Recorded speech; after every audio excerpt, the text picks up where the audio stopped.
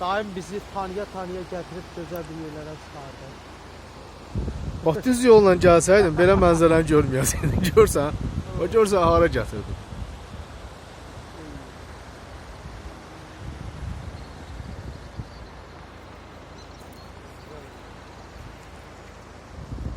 Gəl bir də şəkil çəkək. Gəl ağsaqqal gəl. Bir də belə yer görməyəcəksən, gəl. Bunları batıb sana. Bax, istəyirəm hiss eləmə. Eşitmirsən heç nə.